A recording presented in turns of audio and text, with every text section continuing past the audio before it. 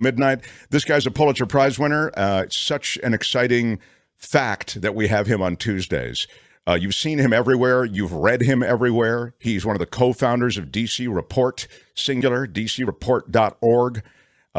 I've read his books, and as I've told you before, you can needle drop them. You can crack them open anywhere, and it's an unreal, I think, laying bare of the wealthiest Americans and how the system really favors them with showing the math, the specifics. And, of course, he's a Trumpologist. So if you check out his Trump books, you'll learn all about Donald Trump's life, and you'll see how we ended up where we are. He's David Cay Johnston, everyone. Hi, David. Hello, Mark. David, I want to touch on the gun violence because we talked a lot about it in the last hour, and what is the political logjam that apparently results in any effort, even when the Democrats controlled both houses, couldn't quite get across the finish line on any kind of meaningful gun control.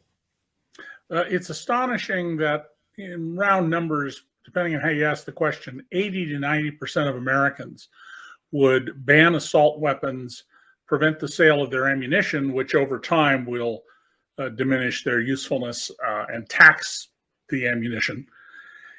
And yet Congress can't get anything done. It is absolutely astonishing. And at the core of this is that you remember when we used to hear all these complaints about activist judges from the Republicans? Well, activist judges appointed by Donald Trump and George W. Bush have edited out of our Constitution the opening words of the Second Amendment, a well-regulated militia. They just made that disappear. And I probably have mentioned this on your show before, but the Second Amendment is about arms, not guns, arms. So a nuclear weapon is an arm. If we're going to be absolutists, I want a nuclear weapon in my backpack because they build them in a size you can put in a backpack, and by golly, nobody's going to mess with me as soon as I get one of those. One of the things I want to point out, as somebody who's written a lot about police shootings in the past, especially when I was investigating the LAPD in the early 1980s, I was the first journalist to seriously take apart the LAPD. The officers here did the right thing. This wasn't Uvalde where they stood around for an hour where people were bleeding to death because they were afraid. They went right in, confronted the shooter. She, I'm sure we're going to find out, pointed a gun at him, and they took her out. And much as I dislike extrajudicial killings, that's the kind of situation where they're going to happen. They, if nothing else can be done, should happen. But these cops did what they get paid to do. One of the things I thought a lot about when I was in my teens and wanted to become a cop and an LAPD homicide detective was, after reading up on policing, was that there are occasions when it's your duty to die if you're a cop, to protect the lives of other people. And I thought it weighed on me a lot. I thought about that a lot. When I took, with no notice, the LAPD's combat training, it turned out that, which all the cops who go up to take it were told in advance, here's what's going to happen. I had no idea.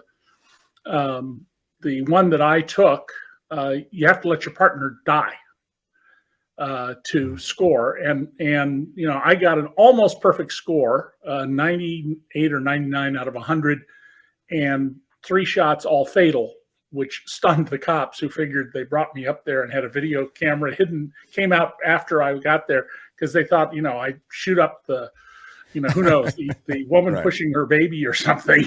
They had no idea that I had understood how to do these things. But the shooting in Tennessee, the real underlying problem is what you started off with.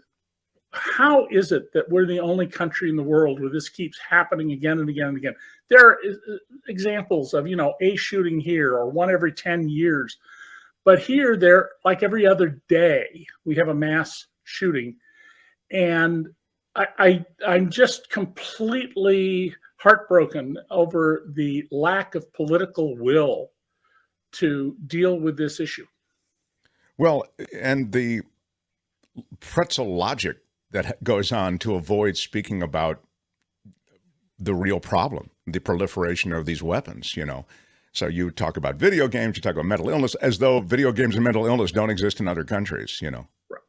Well, and the issue here is not having guns per se, but the rules that we're adopting now, you're beginning to see police departments speak out the way they did in the 80s and saying open carry and concealed carry pose real problems for cops. You get a call to go somewhere and you meet somebody with a gun. You don't know who they are or what they are. And they could tell you, oh, no, I'm here to catch the shooter. They're actually the shooter. This is just foolish. When I owned guns, when I was young in California, you could transport your gun in a car, but the gun had to be either in a locked container or in the trunk of your car, which was locked. You couldn't carry it in the passenger compartment. And ammunition, if I recall correctly, had to also be, it couldn't be in the gun, and it had to be in a separate place. And we're not requiring any kind of qualifications to do this. I mean, you have to pass a test to get a driver's license, but not to buy a military-style assault rifle. And the cowardice of our political class here is just the shame of the country, and this will continue to happen. I wrote a column when the Newtown shooting occurred, which was 10 years ago, if I recall, and my wife persuaded me not to publish it. She said, you know, if what you wrote were to then happen, this would be horrible. It was a mistake. I usually listen to my wife. On this one, I should have said, sorry, honey. And the column was that this was a whole classroom that was shot up, all these little first graders and 6 teachers. And I said, look, if a gunman goes into a high school or a regular school and kills all of the students there and the faculty, 1,600 people, we're not going to get laws to address this because our politicians are so afraid that they will poke the bear and there will be an uprising to get rid of them. And this is just horrible. It is so true, though, that they exist in a way just to maintain that power. And so you're right. They don't want to touch. That's become a third rail for them. You know, yeah, fear of losing power or losing in a primary. And I mean, there are politicians who've been very straightforward and clean about this, but they're ones who have districts where they have absolutely zero fear. The minute you get into a district, well, maybe the NRA would raise enough money to get rid of me. These people have rubber spines or jelly spines. Yeah, and it's interesting, David, just you touched on this, and then I'm going to move on to the Justice Department and the weaponization, and I have a piece of audio I want you to hear. But it's interesting because the NRA got mentioned in your last comment. I know, as do you, that the NRA has got money problems, right? They've bankrupted, they've, you know, and we've seen the corruption, right, which has led to some of that, those money problems. They've siphoned off a bunch of that money for personal use at the top.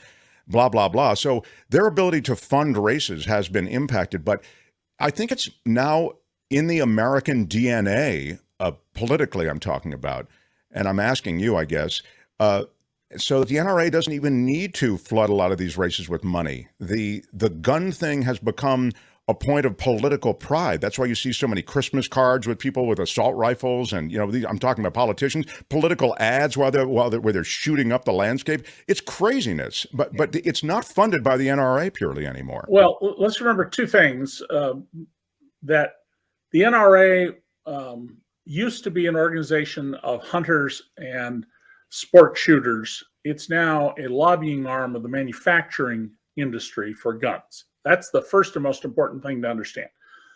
The second thing to understand is they can be defeated.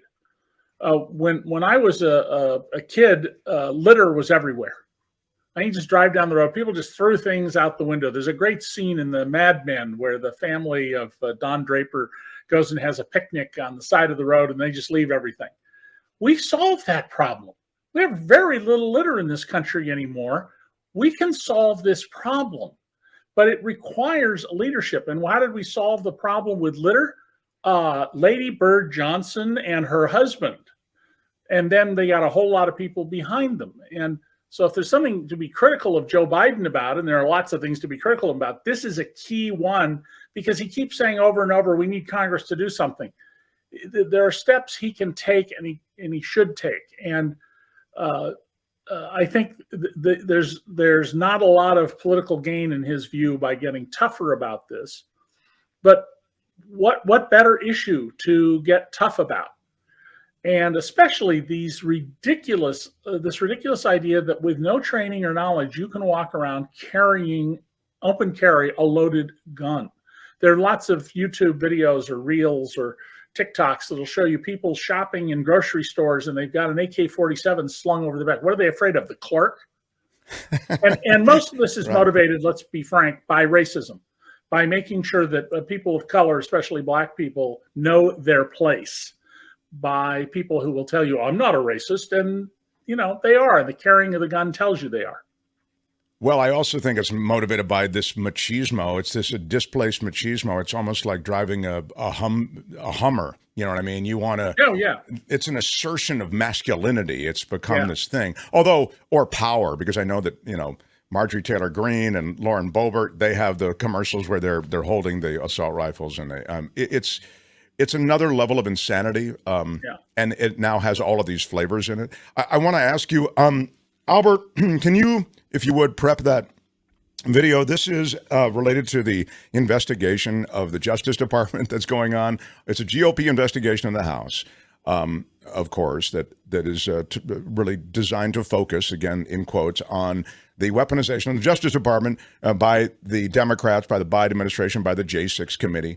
And the thing that's overlooked, of course, is what was happening in the last administration. And so it was kind of laid out well by Adam Schiff. I thought, not Adam Schiff, by, who was it? He went to my high school. Raskin, Jamie Raskin. Yeah, Jamie Raskin, thank you. He teaches constitutional law at the University of Maryland or Baltimore Law School. He's just terrific and a brilliant guy. And just listen to a little bit of the comment, please, on the other side. Go ahead. Michael Cohen, the president's former lawyer and confidant for many years. In August 2018, he pleaded guilty to campaign finance violations over large hush money payments he arranged before the 2016 election to keep porn star Stormy Daniels and Karen McDougal from talking about sexual affairs they had with Donald Trump. You guys remember this one? Well, after Barr became Attorney General in February of 2019, he worked to kill further investigations related to those payoffs and suggested that Mr. Cohen's conviction on campaign finance charges itself be reversed, even though 6 months had already passed since Cohen had entered a guilty plea. Amazingly, after Cohen was in prison for a year and then being transferred out of prison to home confinement during COVID-19, Barr and the DOJ intervened to block his transfer because Cohen would not immediately accept as a condition of his ankle bracelet home confinement not to engage in First Amendment activities, specifically writing and publishing a book about Donald Trump or saying anything in public on TV or in the social media about Donald Trump. Cohen had already been home for 2 weeks when this unconstitutional demand from DOJ appeared, and when he and his attorney dared to ask questions about it, 3 federal marshals showed up with handcuffs and shackles, and he was returned to the Otisville Correctional Institute.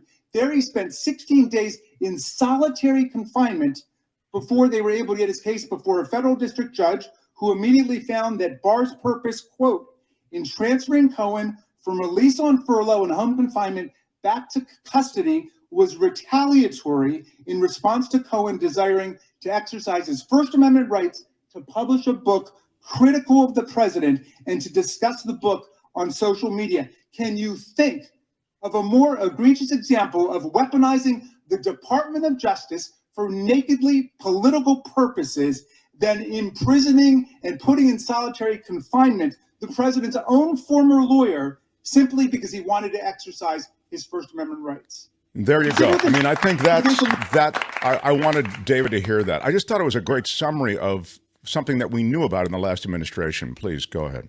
Well, this is just a textbook example of the executive, the president, violating the First Amendment. Congress shall pass no law. And this was, without question, an effort to punish this man for writing a book. Now, of course, Donald Trump wants a law passed that says you can't write anything about me that I don't approve of. He said that repeatedly. This is what we're seeing going on in Israel with these huge demonstrations in the streets. And Benjamin Netanyahu, who's been indicted, has all sorts of criminal liability problems. He's trying to get a law passed that would allow him to basically stymie any investigation of himself or any of his friends. That's not a democracy. That's MBS is Saudi Arabia. That's Putin's Russia. That is not a democracy. And, you know, when I grew up, the Republicans were very strong on these things. They've completely morphed into this strange cult. And the people who aren't Trumpers, they haven't stepped forward. They're not willing to stand up and do the right thing. But down the road we're going, if Donald were to manage to get back into the White House, and by the way, he can run from prison. He can be president from prison. Eugene V. Debs got over 900,000 votes for president in 1920 when he was in prison for inciting insurrection, seditious insurrection against the government. And there are some people who think, well, Trump should be charged with sedition because of January 6th. Well, the Constitution doesn't say you can't run for president or be president if you're convicted of that. I could see this Supreme Court saying, well, he was convicted of trying to overthrow the government, but that doesn't stop him from being president because it's not in the Constitution. So this is a political matter. And hopefully the American people are smarter than that. They're going to not want to have another round with this guy who I've known for 35 years, who's been a criminal his whole life, who believes that he should run the whole world because nobody else is qualified, and who doesn't care a whit about the Constitution. It's all about him. He doesn't even know what's in the Constitution. Well, his rally was the first rally of his campaign. It was all about grievance. It was really a rerun. I was saying on the air that it was sort of he's playing the same tune from 2020, He is, and so are journalists doing the same fundamental mistakes. I have been looking with my daughter, Amy, who does research for me, through every story we can find, big papers, little papers, local places in Texas, TV, radio, and they all say thousands of people went to the rally. Well, it looks to me like it's a few thousand people, but none of them did the work of, well, let's find out how many people are there. No editor said, oh, I want to send 3 reporters there early, and they're going to have little clickers in their hand, the way they count people. Nobody did that. And so they're playing the game Trump wants played. And we need to stop this. This is not about a horse race. Politics reporters who call themselves political reporters, politics reporters get rewarded for covering the horse race. No, we need them in this coming election to cover the policy. And they won't be able to do it. Just trust me, I know enough of them on the national level. They won't be able to do it, with a few exceptions. And neither will their editors. So we need to have the people on the policy side be involved in this. And I'm highly critical of my former newspaper, the New York Times. It's been, just right there at the head of the pack, doing brilliant stories about other things, but not covering the race as a issue of the death or life of democracy by a guy who's very clear. He wants to be our dictator. He wants to be president for life. He says it. Well, and that's part of what he was doing with the weaponization of the Justice Department, which is where we started this conversation. I mean, this Justice Department will handle my grievances and will go after those who speak up against me. As you say, it's very MBS. And he promised retribution. If you elect me, I'm going to seek retribution. And the other group, by the way, that needs to be called out here are these ministers who support Trump. Because Donald Trump, in his book Think Big, spent 6 pages denouncing Christians. He called them fools, idiots, schmucks, and a lot more. And he has said repeatedly, including at the National Prayer Breakfast during his last year in office, that his life philosophy is one word: revenge. Well, Christianity rejects revenge. It's crystal clear. If you think you're a Christian and you don't know that revenge is denied to you if you want to be a Christian, then you're not a Christian. You don't know what you're talking about. And Trump needs to be gone after. The ministers backing him need to be gone after. And I notice you've got on our little screen here, Trump is pure gold for the media. Understand something, Mr. Krause. That's not an accurate statement. There is the Les Moonves comment when he ran CBS that people stayed and kept watching. It's true for television that Trump is a moneymaker, but the revenues and the advertising of the New York Times, the Washington Post, the AP, which doesn't have ads, it's supported by news organizations, they're not affected one bit by this. You don't think they like that? You don't think that Trump and his rallies are clickbait? And they do bring boys to the yard, as they say. Don't you think, David? When there's an issue of great concern, more people pay attention to the news. I mean, generally, I'll agree with that. But the financial model of particularly newspapers don't sell ads; they service clients. When I was dragooned into being the head of the newspaper guild in Philadelphia, the company has claimed the publisher and the corporate overseer that they wanted to get all these advertisers we were missing. And I went and very carefully checked, and there wasn't a single substantial business that had a retail interest that wasn't already advertising in the newspaper. It was a myth. And I saw to it that they got what they wanted, 12 commissioned salespeople. And they failed. One of them succeeded, basically, and the rest of them failed because there was no new business to get out there. And the one who succeeded was because they took business away from existing members. The advertising business for newspapers is servicing the account, not selling the account. TV is another matter. TV is totally a numbers game, and particularly the cable television shows. I mean, we've seen a big drop-off in viewership at night of CNN and MSNBC, and I think also Fox, so I'm not sure about that. Now that Trump's out of office. Yeah, I mean, well, one of the things they talked about was that drop-off. I mean, you've seen a drop-off in audience to cable TV anyway, so, you have the attenuation of that audience across all these different platforms now, Netflix and Amazon Prime and et cetera. So you're beginning to share audience with gamers and all the rest, although gamers aren't the ones who are normally watching those news channels because they tend to skew older. Anyway, your point, I think, is an interesting one that in separating print media from television, it's all media, it would seem, on some level, loves the horse race, but yes, print media has the ability to talk issues probably in ways that the television and one of the things value. Your listeners should be aware of. Ad departments have exactly zero influence in the newsroom. Under the publisher of the LA Times, who had run one of the big cereal companies in Minneapolis, when he became publisher, and they made some secret deal with an advertiser, the paper ran a 48,000-word self-expose. The editor lost his job. The publisher eventually lost his job.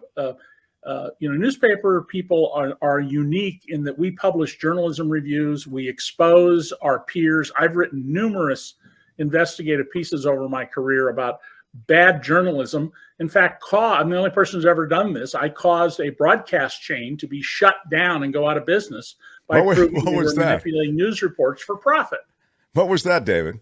WJIM, gross telecasting, according to Forbes magazine, and the second most profitable broadcaster in America. This started in '73 when I first exposed them, so 50 years ago, come September. And it took 10 years for the FCC to finally, it technically didn't shut them down. It said it was recommended that they get a 2-year rather than a 3-year license. I see. And the signal was, you better sell.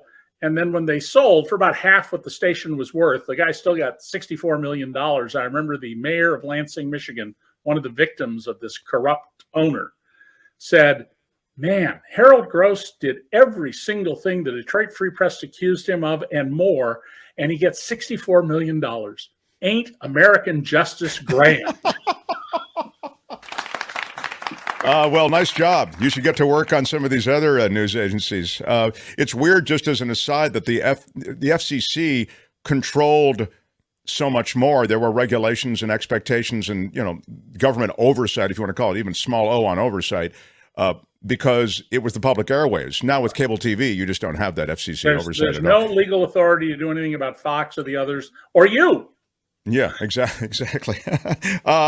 This on the way out, because I get this a lot, and this is from a distinguished guy, Jim Avila, the former senior ABC News correspondent. He will be in jail soon on Trump. Do you?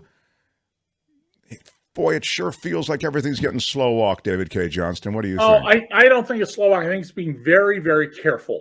Okay. All right.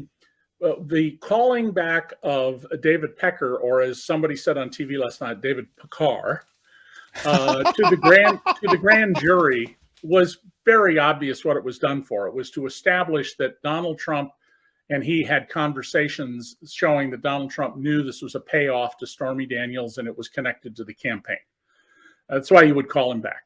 In the Jack Smith federal case, the special prosecutor, he is having interviews under oath with every employee of Mar-a-Lago during the period that Donald Trump had the stolen national security documents that either directly identified or people trained in spycraft could use to identify both our agents undercover overseas and our assets, like somebody in the Kremlin telling stories out of school to us about Putin.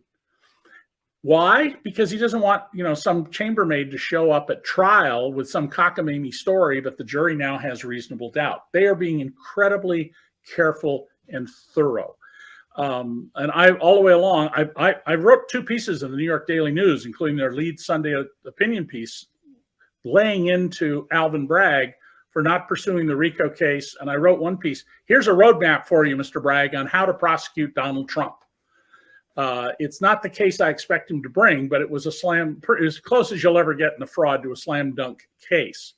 And one thing I will expect when we see the indictment from the New York grand jury, because they're gonna vote a true bill. It will not be, Mark, a thread. It won't be just the payment to Stormy Daniels, because defense lawyers would then say it was a mistake. He didn't know. He really did it because he didn't want his wife to yell at him. It's going to be a fabric. It's going to have more threads in it than just one. And that's very important to watch for. If in fact it comes out and it's a thread, then boy, Alvin Bragg screwed up right in the grand jury, because he's got plenty of material. There's no shortage of material which to prosecute Trump. Interesting. And it's been so awaited that when it happens, I feel as though public expectations, everybody's ready for it. Might be the pitchforks are out. Well, the wheels of justice grind very slowly, and as soon as Donald is indicted, he will step up significantly his effort to throw sand in the gears of justice to try and gum them up.